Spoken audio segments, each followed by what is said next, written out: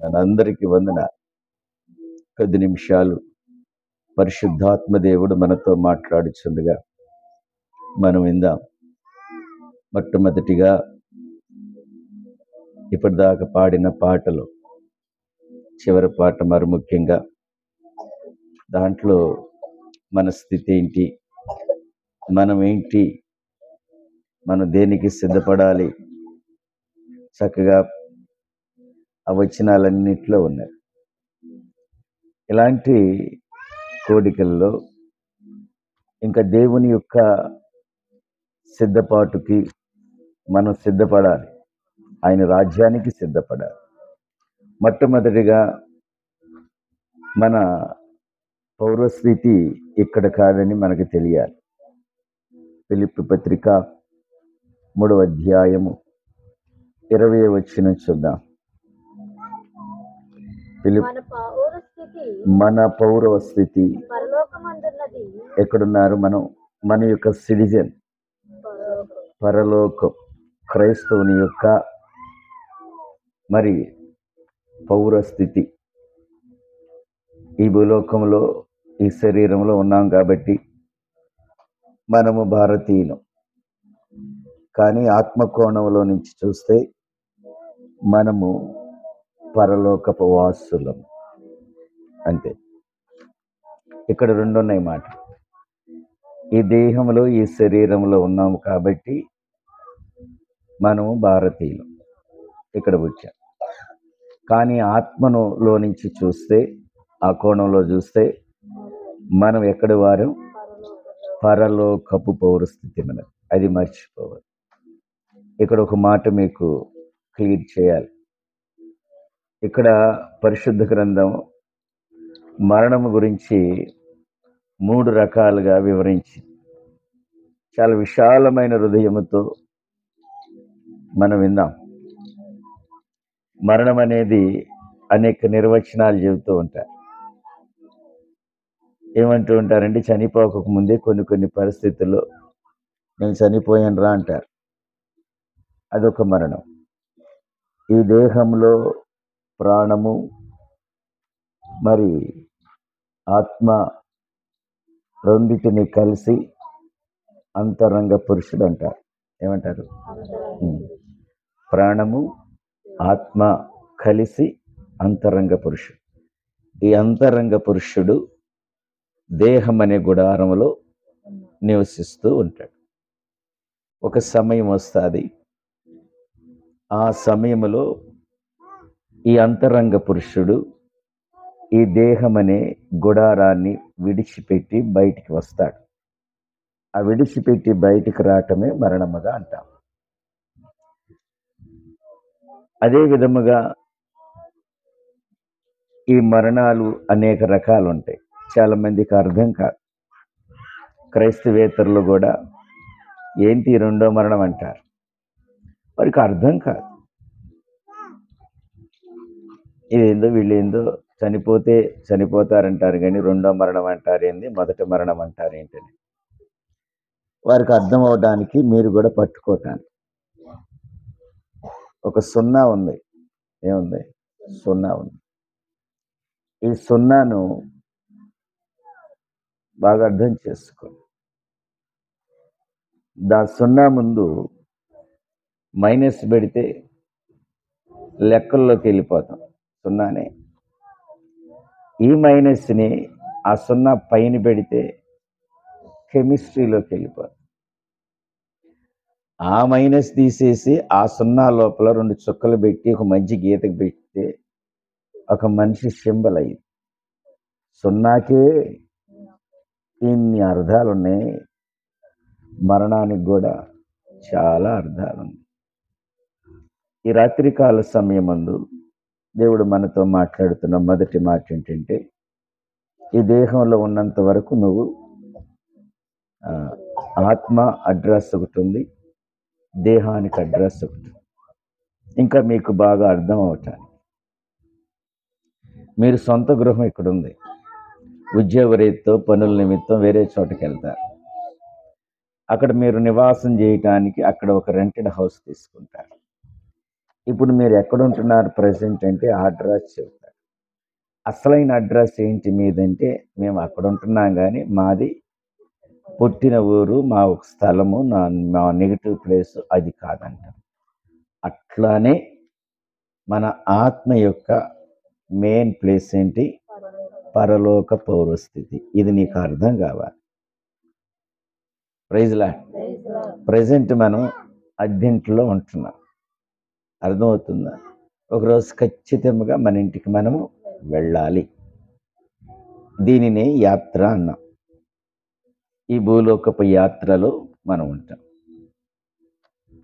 అయితే ఇక్కడ తమ్ముడి యొక్క తల్లిగారు మహిమలోకి వచ్చారు. ప్రభువారు అన్నారు, నరులారా తిరిగి రండి అని కీర్తనలు 90లో మాట్లాడారు. మీరు వెళ్ళారు కదా, మీ పిల్లలు ఏదన్నా హాస్టల్కి వెళ్తే మీరు రామని పిలుస్తారు. అట్లానే ప్రభువారు కూడా ఇక సరిపోయింది లేదా మీ ఇంటికి వచ్చేయమంటాడు. అప్పుడు ఖచ్చితంగా మనం ఈ దేహాన్ని ఖాళీ చేసి మన ఇంటికి మనం వెళ్ళాలి. దీన్నే మనం సహజ మరణం అని పిలుస్తాం. ఏం పిలుస్తాం? సహజ మరణం అని పిలుస్తాం.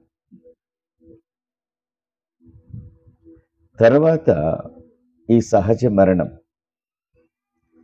ఇప్పుడు వారి తల్లి గారు జస్వంతమ్మ చనిపోయిన తర్వాత తమ్ముడి మహేష్కి, వారి యొక్క బ్రదర్స్కి, వారి డాడీకి, వారి నాన్నగారికి ఒక మనిషి చనిపోతే 32 మందితో రిలేషన్షిప్ తెగిపోతాయి. ఎంతమంది? 32 అనుబంధాలు ఒకేసారి తెగిపోతాయి. అప్పుడు దాకా కొన్ని సంవత్సరాలు ఎస్టాబ్లిష్ అయిన ఆ సంబంధాలన్నీ ఒకేసారి తెగిపోతాయి. జస్వంత్ అమ్మాయి మామూలు మన మహేష్కి తల్లి. ఇప్పుడు తల్లి అనే బంధము, వాళ్ళ డాడీకి భార్య అనే బంధం, ఆమె భార్య అనే బంధం తెగిపోయింది. వారి యొక్క చెల్లికి అక్కకి ఉన్న ఆ సహోదరి బంధం అనే తెగిపోయింది. వారి తండ్రి గారి తాతయ్య నాకు తెలుసు, కూతురు అనే బంధం తెగిపోయింది. అత్త అనే బంధం ఇలా చాలా గ్యాప్ ఏర్పడిపోయింది. అన్ని బంధాలన్నీ తెగిపోయి, ఆ తెగిపోయినప్పుడు ఖచ్చితంగా ఆదరణ కావాలి వీళ్ళకి. ఒకేసారి తెగిపోయినప్పుడు దాన్ని జీర్ణించుకోవటం కష్టమైంది.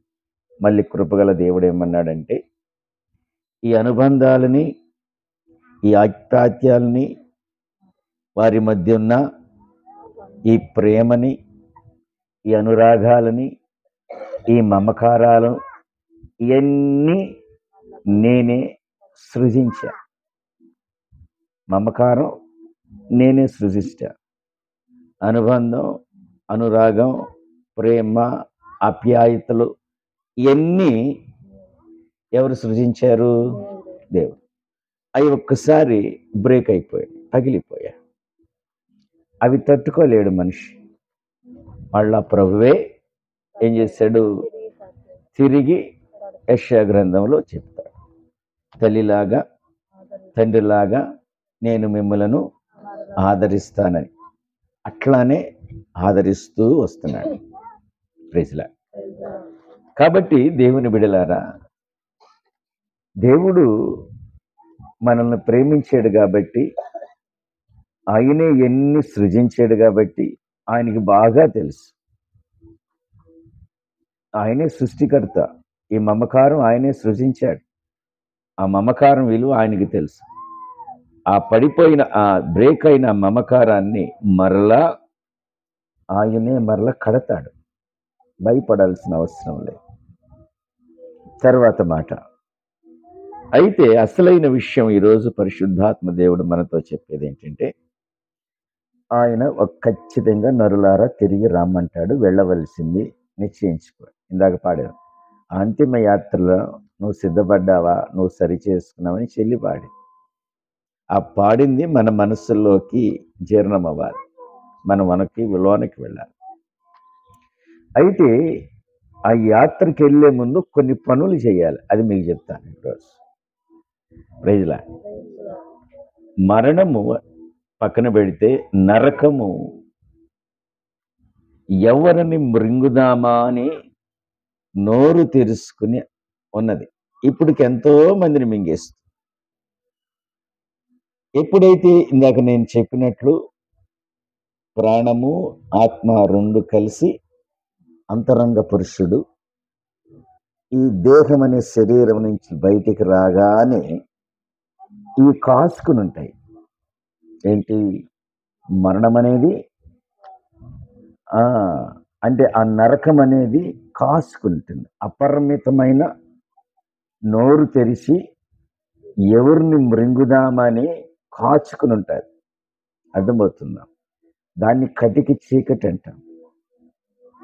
అక్కడ వేదన ఉంటుంది, అక్కడ భయంకరమైన పొళ్ళు కొరుగుతూ ఉంటాయి, నరక యాతన ఉంటుంది.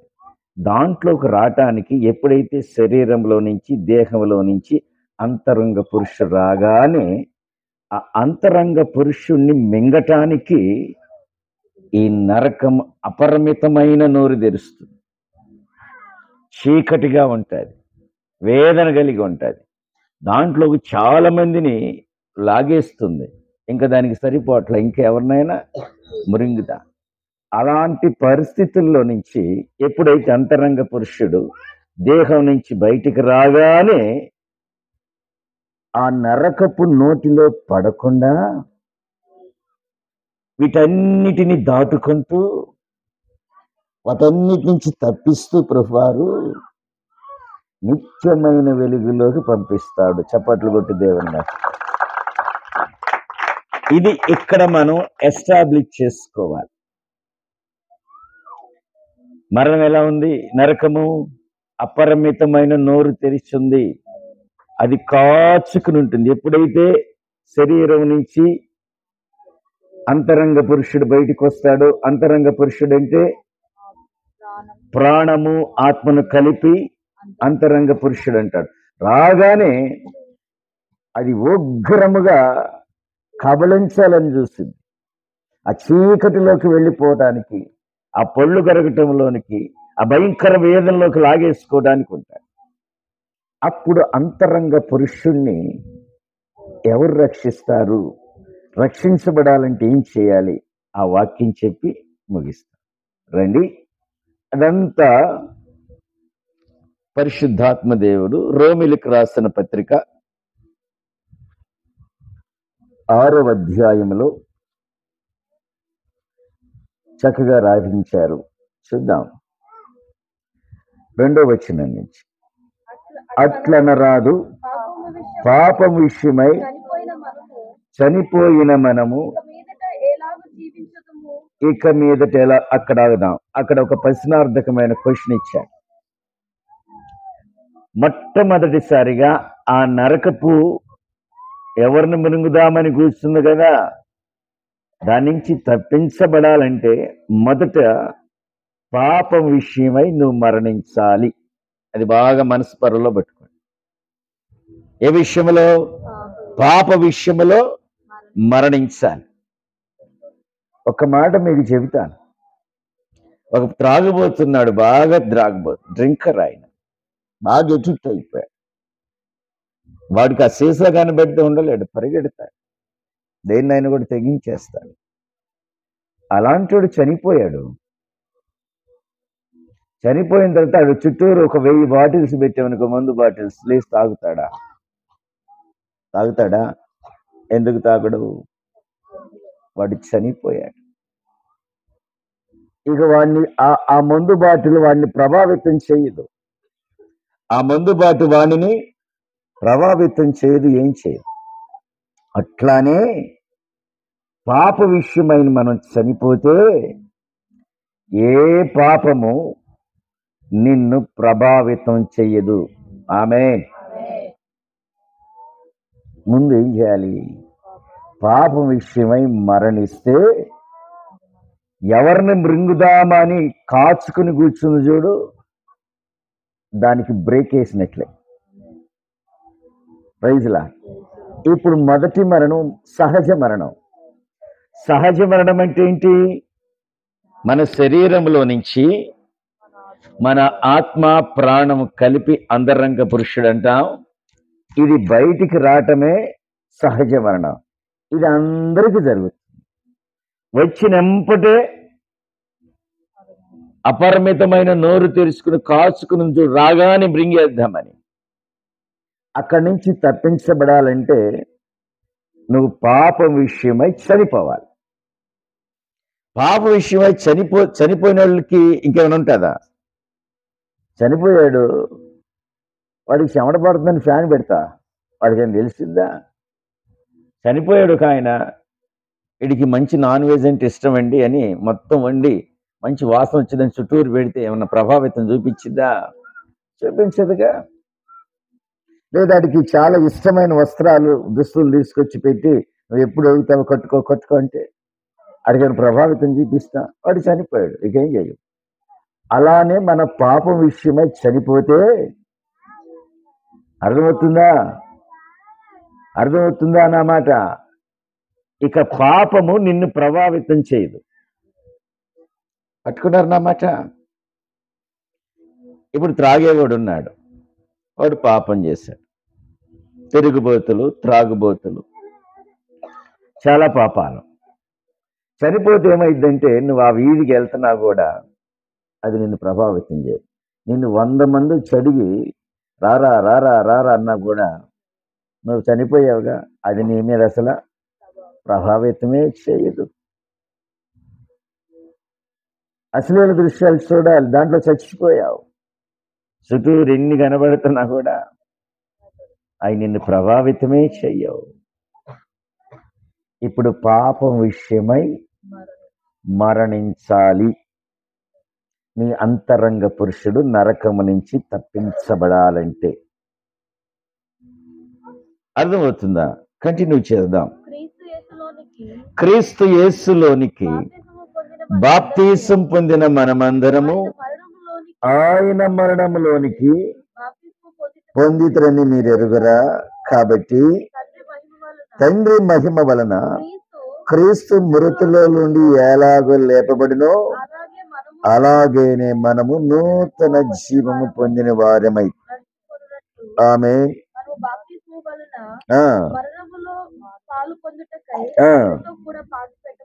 చాలు. ఇప్పుడు ఏం చేయాలి? పాతి పెట్టబడాలి. పాతి పెట్టకపోతే చనిపోయిన వారిని ఏం చేయాలి? చనిపోయాడని వదిలేస్తే వాడు మరలా వాసన వస్తాడు, దేహము పాడైపోతుంది. ఖచ్చితంగా పాతి పెట్టాలి. దీన్ని మరణం అంట. క్రీస్తు యేసులోనికి బాప్తిసము ద్వారా మన పాప జీవితాన్ని ఏం చేశాము? పాతి పెట్టబడే. పాప విషయంలో మరణించిన తర్వాత ఏం చేసాం? మళ్ళా పాతి పెట్టబడ్డాం. మరణించాలి, పాతి పెట్టాలి. పాతి పెట్టకపోతే మరలా ఏదో ఒక సమయంలో ఇప్పుడు యేసుక్రీస్తు ప్రభువారు కూడా ఆయన మరణించి ఏం చేశాడు? సమాధి చేయబడ్డాడు.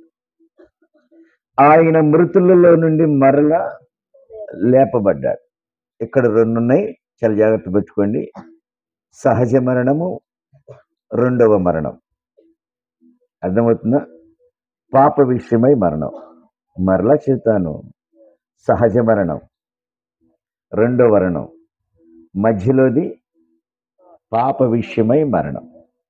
నువ్వు పాప విషయమై మరణంలో చనిపోతే సహజ మరణంలో నుంచి వచ్చిన అంతరంగ పురుషుడు ఈ నరకమనే రెండో మరణంలోకి వెళ్లకుండా నిత్య జీవంలోకి వెళ్తాడు. ఆమేన్. ఇది దేవుడు మనకు నేర్పింది. పాప విషయంలో చనిపోతే ఏం జరిగిద్ది? మొట్టమొదటిగా పాతి పెట్టబడితే పాత స్వభావం పోయింది, నూతన బుద్ధిస్తాడు ప్రభువారు. ఏం చేస్తాడు? ఆయన పాతిపెట్టబడిన తర్వాత మళ్ళా లేపబడ్డాడు. పాప విషయంలో మరణిస్తే జీవముతో లేస్తాం. నూతనమైన జీవము, నూతనమైన బలము, నూతన ఆలోచనలు, నూతన తలంపులు వస్తాయి. నువ్వు పాప విషయమై మరణించకపోతే ఏమైంది? ఆ పాత బుద్ధులు పావు. మీకు అర్థం అవుతాను. ఇప్పుడు ఏదైనా పాప విషయంలో మరణిస్తే, పాప విషయంలో మరణించక ముందు ఎలా జరిగింది తెలుసా? చిన్నదానికి కోపగిస్తాం, ప్రతిదాన్ని తప్పుగా చూస్తాం, అందరినీ అంతగా ప్రేమించలేవు, అన్ని విషయాల్లో మనమే తొందరపడతాం, అందరినీ ఏం చేస్తాం? ఏదో ఒక నేరారోపణ చేస్తాం. ఈ పాప విషయంలో చనిపోతే వారిని ప్రేమిస్తాం, వారిని మరి ఎన్నన్నా కూడా నీకు కోపం రాదు. ప్రభువా క్షమించండి, వారికి తెలియక అట్లా అంటున్నారు. వారు ఏదైనా అపరాధం చేసి నోరు తూలినా, ప్రభువా తెలుసో తెలియకో వారు నోరు జారారు ప్రభు, వారిని క్షమించండి, వారిని ఆశీర్వదించండి. పాప విషయంలో మరణించకపోతే ఏం జరిగింది తెలుసా? వారు నోరు జారితే మనం 10 ఆ నోరు నుంచి బుల్లెట్ వచ్చేలోపు 10 బుల్లెట్లు వెళ్ళిపోతాయి, టక టక టక టక. పాప విషయంలో మరణించని వారు అట్లుంటారు. పాప విషయంలో మరణిస్తే ఖచ్చితంగా నూతనమైన జీవాన్ని ఇస్తాడు ఈ లోకంలోనే. ఆమేన్. Praise lord. చదువుదాం, చదువమ్మా, కంటిన్యూ. ఇప్పుడు మనం పాతి పెట్టబడాలి. పాతి పెట్టబడకపోతే ఏం జరిగిందో తెలుసా? ఒక మాట, పాతి పెట్టబడకపోతే మరలది బయటికి వస్తాం. ఖచ్చితంగా చనిపోయి పాపాన్నిలో మనం ఏం చేయాలి అంటే, ఒక్క మాట చెబుతే, యేసుక్రీస్తు ప్రభు వారు సిలువకు కొట్టేశారు మేకులతో. మన పాపాన్ని కూడా మేకులతో సిలువయ్యాలి. అర్థమవుతుందా? అప్పుడు సహజ మరణం జరిగిన తర్వాత అంతరంగ పురుషుడు రాగానే ఇక్కడ విషయం చాలా పోరాటం జరిగింది. ఇక్కడ ఇంకో మాట, కీర్తనలో గడంధకారపు లోయలలోనే సంచరించినను నాకు ఏ అపాయం కలగదంటే మాట దేని తెలుసా? నువ్వు చనిపోయిన తర్వాత పెద్ద పోరాటం ఉంటుంది. నువ్వు ఈ లోకంలో నుంచి ఆకాశం దాటి 3వ ఆకాశానికి వెళ్ళాలి. మధ్యలో ఎవడున్నాడు? అపవాది ఉన్నాడు. వాడు పట్టుకుంటాడు. నేను ఎన్నో క్వశ్చన్లు వేస్తాడు. దానియేలు దగ్గరికి ఎవరు వచ్చారు? దేవదూత వచ్చి ఎప్పుడో వచ్చింది. మధ్యలో ఏం జరిగింది? వాడు రానియకుండా అడ్డగించాడు. ఇప్పుడు నిన్ను పైకి పేలేటప్పుడు అడ్డగిస్తాడు. అక్కడ నోరు తెరిచి కూర్చున్నాడు వాడు. దీని నుంచి తప్పించబడాలంటే పాప విషయమై మనం ఏం చేయాలి? మరణిస్తే నూతన జీవముతో మనం బ్రతుకుతాం, నూతన బుద్ధితో మనం బ్రతుకుతాం. అది దేని ద్వారా జరిగిద్దంటే యేసుక్రీస్తు ప్రభువారి రక్తం ద్వారా జరిగింది. ఆయన నామాన్ని ఒప్పుకొని మన పాపములన్నిటినీ కడుక్కొని పశ్చాత్తాప కలిగి ఆయన విమోచకుడని నీ హృదయంతరంగములో పూర్ణ మనసు పూర్ణ వివేకముతో నీకు అర్థమైతే, ఆ ప్రశస్త రక్తము ఆయన నీ కొరకు వచ్చారు, నీ రక్తాన్ని, ఆయన రక్తాన్ని కార్చాడు, ఆయన రక్తంలో నీ పాపములన్నిటిని శుద్ధీకరించుకుని దీనికి సాదృశ్యముగా బాప్తీసం పొంది ఆ రోజు నుంచి ప్రజల నూతన బుద్ధి, నూతన పాతవి గతించను కొత్త వాయను, అంటే అది నూతన జీవాన్ని ఇవ్వటం. అంటే పాపంలో మరణించి, అది బాప్తీసం యొక్క ఒక నిర్వచనం. అలా బ్రతికితే ఇప్పుడు 2 మరణాలు అయ్యాయి. ఏ మరణాలు? సహజ మరణం అందరికి వస్తుంది. రెండో మరణం పాపం విషయంలో మరణించాలి. ఇది చాలా మంది చేయరు. అర్థమవుతుంది. అప్పుడే అంతరంగ పురుషుడు చాలా మంది నన్ను క్వశ్చన్ వేస్తారు చనిపోయిన తర్వాత. నిన్న కూడా శామ్యుయల్ పాల్ వాళ్ళ ఇంట్లో పాస్టర్ గారు, అయ్యగారు మా నాయనమ్మ పరలోకానికి వెళ్ళిందా అని ప్రశ్న. మనకు అర్థమైపోయింది. పాపం విషయమై మరణిస్తే అపరిమితంగా నోరు తెరిచిన నరకం నిన్ను టచ్ చేయి, తప్పించబడు. అది చాలా పోరాటం చేయి.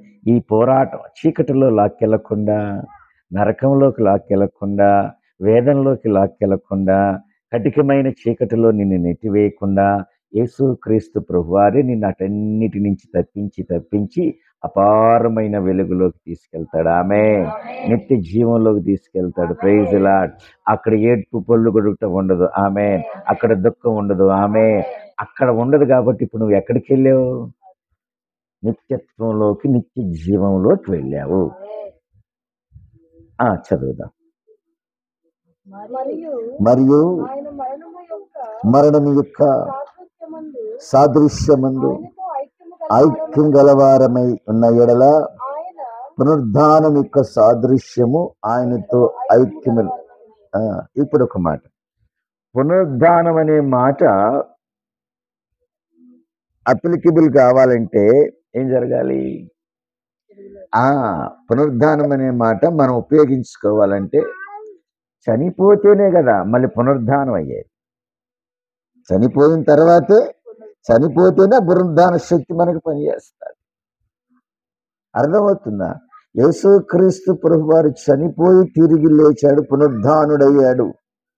ఈ విషయమై ఆయన చనిపోయి తిరిగి లేచాడని నువ్వు నమ్మి ఆయన పునరుద్ధానములో, ఆయన మరణములో ఐక్యమైతే, ప్రైజ్ లార్డ్, ఇది నువ్వు విశ్వసిస్తే ఖచ్చితంగా యేసుక్రీస్తు ప్రభునందు మృతులైన వారు ఖచ్చితంగా మరల పునరుద్ధానమవుతారు. ఆమె చనిపోయిన వారందరినీ చూస్తాం. మళ్ళీ ఇక్కడ ఇంకో ప్రశ్న, మళ్ళీ సామెలు పాలేసి మా నాయనమ్మ లాగానే ఉండేది, మీ నాయనమ్మ లాగానే ఉంటారు, కాకపోతే మహిమ శరీరంలో ఉంటారు. అర్థమవుతుందా? కాబట్టి దేవుని బిడ్డలారా, ఇక్కడ అంతరంగ పురుషుడు బయటకు వచ్చినప్పుడు ఈ నరకము కబళించకుండా, ఈ నరకములో నెట్టివేయబడకుండా, ఆ కటిక చీకటిలోకి, ఆ వేదనకరమైన స్థలములోకి అది లాక్కోకుండా ఉండాలంటే మొట్టమొదటిగా మనుష్యుడు పాపం విషయమై మరణించాలి. పాపం విషయమై మరణిస్తే పాపము వాడిని ప్రభావితం చేయదు. కంటే అర్థమైంది. బాప్తీసం తీసుకున్న తర్వాత పాపం ఎట్లా చేస్తాడని పరిశుద్ధ గ్రంథం మాట్లాడు. ఇంకా పాపం చేయడానికి వీలేదు. ఇంకా నువ్వు పాపం చేస్తున్నావంటే నువ్వు మరణించలా, అంతే. నువ్వు కరెక్ట్గా ఇంకా సిలువ వేయలా. నువ్వు పాపాన్ని సిలువకు కొడిదంతా నూతనమైన స్వభావాలు వస్తాయి. ప్రైజ్లా.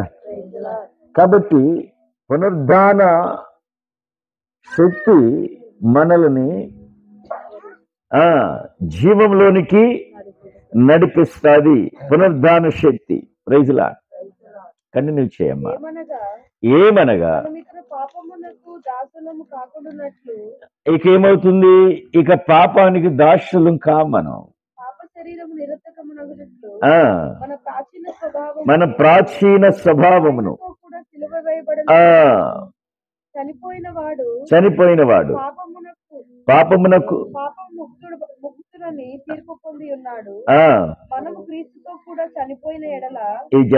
మనము కూడా క్రీస్తుతో కూడా చనిపోయిన ఎడల మృతులలో నుండి లేచిన క్రీస్తు ఇంకను చనిపోడు. చాలు కదా. యేసుక్రీస్తు ప్రభువారు మృతులలో నుంచి లేపబడ్డాడు, పునరుద్ధానుడయ్యాడు, ఇంకా చనిపోడాడు. ప్రైజ్లా. అలానే మనం కూడా మనం నమ్మిన ఎడల మన అంతరంగ పురుషుడు ప్రైజ్లా ఖచ్చితంగా మరలా పునరుద్ధానుడు. అంటే పునరుద్ధానం అంటే నిత్య జీవానికి వెళ్తాడు. ఇంకా ఈ అపరిమితంగా నోరు తెరిచిన ఈ చీకటి, ఈ యొక్క నరకము నుండి తప్పించబడతాడు. కాబట్టి దేవుని వాక్యం ఉంటున్న ఇందిరా కాలనీ వాసులారా, దేవుని బిడలారా, దేవుని ప్రజలారా, సహజ మరణము ప్రతి మనుష్యుడికి వస్తుంది. ఆ రెండో మరణం అనే నరకం నుండి తప్పించబడి నిత్య జీవానికి వెళ్ళాలంటే, పాప జీవితాన్ని విడిచిపెట్టి పాప జీవితాన్ని సిలువకు కొట్టి పాపలో నువ్వు మరణిస్తే పాప స్వభావం నీలో నుంచి తొలగిపోయి ఆ పాప స్వభావాన్ని తొలగించే శక్తి యేసు క్రీస్తు ప్రభుల వారికి మాత్రమే ఉంది. ఆయన ప్రశస్తమైన రక్తము ప్రతి పాపమును కడిగి వేస్తుంది. ఆయన నామము నువ్వు తీసుకుని నీ పాపములన్నిటినీ ఆయన రక్తంలో కడిగితే పాప విషయమై మరి బాప్తీసమనే అనుభవంలో నుంచి నువ్వు సమాధి చేయబడి పునరుద్ధాన శక్తితో మరలా తిరిగి లేపబడతావు. అప్పుడు నీకు నూతన జీవం వస్తుంది, నూతన బుద్ధి వస్తుంది, నూతన ఆలోచన వస్తుంది, నూతన క్రియ చేస్తావు. కాబట్టి దేవుని బిడలారా, దేవుని వాక్యం వింటున్న ప్రజలారా, ఇంకా పాప స్వభావాన్ని నువ్వు సిలువ వేయకపోతే ఎప్పుడైతే అంతరంగ పురుషుడు నీ శరీరం నుంచి బయటికి రాగానే, అంతరంగ పురుషుడు అంటే నీ యొక్క ఆత్మ నీ యొక్క ప్రాణం కలిసి అంతరంగ పురుషుడు ఎప్పుడైతే బయటకు వస్తాదో దాన్నే సహజ మరణముగా పరిశుద్ధ గ్రంథం మాట్లాడుతుంది. రాగానే ఎవరిని మృంగుదామని కాచుకున్న ఆ మరణం నుంచి తప్పించబడాలంటే నువ్వు మొట్టమొదటిగా చేయవలసిన పని నీ పాపాన్ని ఏం చేయాలి? పాపములో నువ్వు మరణించాలి. నీ పాపాన్ని సిలువగా వేస్తే ఖచ్చితంగా నూతన జీవము అనే పునరుద్ధానములోకి వెళతావు. Praise lord. అక్కడి నుంచి తప్పించబడతావు. దేవునిలో ఐక్యంగా ఉంటాడు. యేసు క్రీస్తు ప్రభువారు మృతుల్లో నుంచి ఏ విధంగా లేచాడు, మనము కూడా ఖచ్చితంగా అలా లేస్తాం. ఇక మీదట ఆ 2వ వచనం మరణము ఇంకను ఆయన మీద ప్రభుత్వము లేదనియు ఎరిగి ఆయనతో కూడా జీవించుదమని నమ్ముచున్నాం. ఇంకా వెళ్ళకపోతే ఆ చీకటిలోకి వెళ్ళకపోతే ఇంకెక్కడికి వెళ్ళినట్టు? జీవంలోనికి వెళ్ళాం అంటే ఇంకా మరణం అనేది అక్కడ ఉండదు. Praise Lord. ఏలయనగా ఆయన చనిపోట చూడగా పాప విషయమై ఒక్క మారే చనిపోయింది గాని ఆయన జీవించుట చూడగా అటువలే పాప విషయమై మృతులుగాను దేవుని విషయములే క్రీస్తు యేసునందు సజీవులుగా మిమ్మల్ని మీరు ఎంచుకొనండి. ఆమె పాప విషయంలో మృతులు, ఆమె క్రీస్తు యేసు విషయంలో సజీవులుగా ఎంచుకోండి. అపరిమితంగా నోరు తెరిచిన ఆ నరకం నుండి తప్పించబడతారు. కాబట్టి దేవుని బిడలారా, ఈ 2025 సంవత్సరం జనవరి మాసం ఈ మొదటి వారములో ఈ ప్రజలందరికీ మనందరితో ప్రభువారు మాట్లాడుతున్నాడు. ఆయన చెబుతున్న మాట ఏంటో తెలుసా? పాపం విషయమై మరణించిన వారు నిత్య జీవంలోకి వెళతారు. వారు క్రీస్తులో సజీవులుగా ఉంటారు. వారి మీద మరణం ఇంకేలుబడి చేయదు. నిత్యత్వంలో వారు దేవునితో కూడా సజీవులుగా ఉంటారు. అలాంటి పౌరస్థితి మనదని ఈరోజు ఈ కుటుంబాన్ని ఆధారంగా చేసుకుని దేవుడు తన వాక్యాన్ని వినిపించాడు. నీ హృదయాల్లో దీన్ని గైకొని స్వీకరించిన వాడు ధన్యుడు. అలా మనం అందరం ఉండులాగున ఆయన కృప మనం అనుగ్రహించి నిత్యత్వంలోకి మనం వెళ్ళులాగున ఆయన మనకు సహాయం చేయునుగాక. ఈ కుటుంబాన్ని ఆదరించునుగాక. తీసుకొచ్చిన ప్రతి బిడ్డను వాక్యపు ఆశీర్వాదాల్లో స్థిరపరిచి యేసు నామానికే మహిమ చెల్లిస్తూ ఈ యొక్క సందేశాన్ని ముగిస్తున్నా. Praise lord. ప్రార్థన చేసుకుందాం.